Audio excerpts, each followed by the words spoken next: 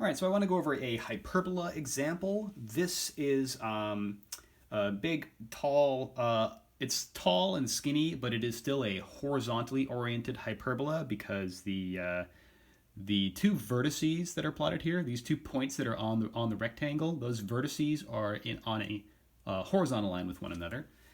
And we know the coordinates of those vertices. They are 0, 0, and 4, 0. But then the only other piece of information we know about this thing is the slope of the asymptotes. So it says here the asymptote slope is 3. So with this information, what we're going to do is try to figure out, I'm sorry, this one should be -3, the one I'm pointing at here. This other one would be +3. Anyway, with that information, we're going to try to find an equation for the hyperbola. That's going to require that we know the a and the b coordinates as well as the center coordinate. And then we're also going to try to find and plot the foci of the hyperbola. So let's work on part A first, finding an equation for the hyperbola. We need to know the a and the b, and so far we do know a, because if you can see, this is 4 units from here to here, from 0, 0 to 4, 0. So this would be 2, and this would be 2. So far we know a is 2. Let's put a little box around that. So that's some useful information. And from that we can also get the coordinates of the center, right? So the center is going to be this point here, which if this is 0 and this is 4, well, it's going to be 2. So the center is 0.20. So let's put a little box around that. All right, so we know those 2 pieces of information. Now, if we're going to be able to get b, we have to either calculate b somehow or know c, and then use that to calculate b, given a and c. But we don't have c. So the only other thing we have is this asymptote slope. So how can that help us? Well, the way that can help us is that these points here, this distance, whatever that is b. Right? That distance on both sides is b.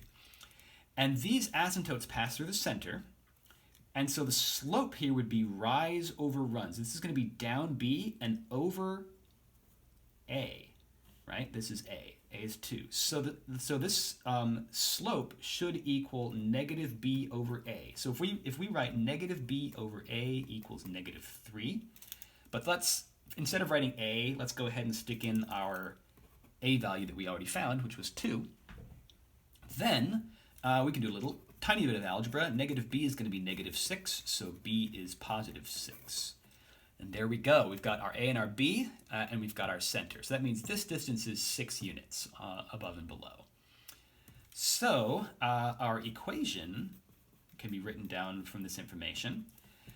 The fact that this is oriented horizontally, right, that it's sort of opening horizontally here with the vertices on a horizontal line, means that it's going to be in the format x minus something squared over something minus y minus something squared over something equals 1. Okay, with the x term first and then minus the y term. We know that because of the horizontal orientation. If it was the vertical orientation, then these would be swapped and we'd have y first minus x second. So let's see. First of all, we need to put in the coordinates of the center. So x minus 2 and y minus nothing. I guess I put -0, but you could just leave that out if you wanted. And then what we divide by should be the a squared on the b squared. So that would be because we have the this distance squared and then this distance squared. So the x term here would be divided by 2 squared, which would be 4. And the y term would be divided by 6 squared, which would be 36. So there we go. That was actually pretty easy, just finding those pieces of information. The hardest part there was probably using the asymptote slope to determine the b value given the a value. So next, let's go on to part B of the problem, which is to find and plot the foci. So for this, we need to remember that the relationship between foci and vertices and stuff, the a, b, and c values, for a hyperbola is this one, that c squared is a squared plus b squared.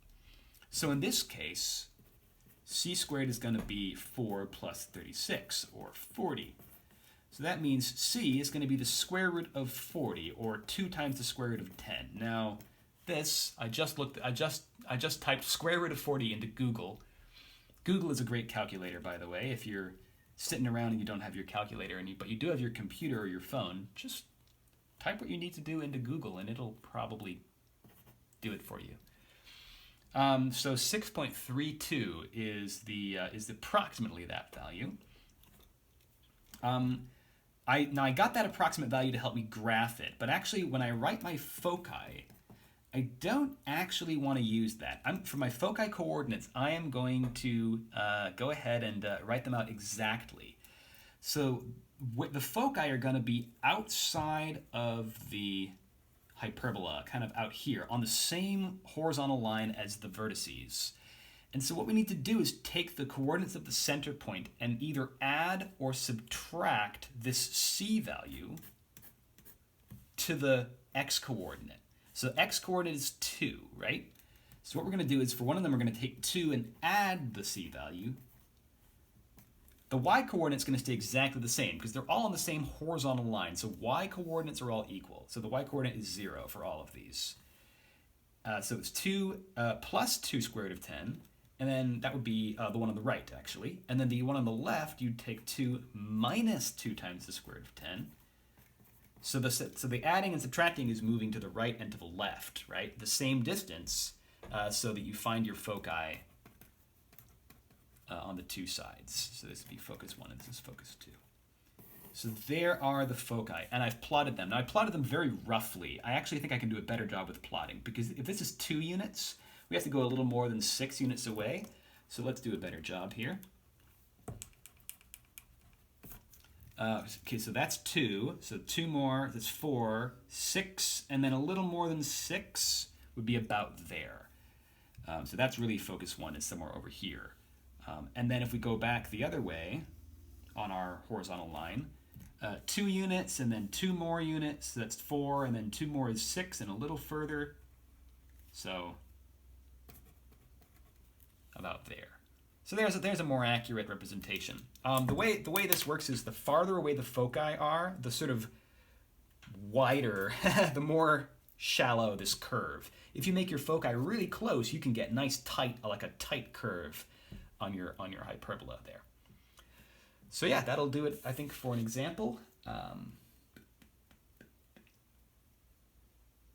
Yeah, that's good for now.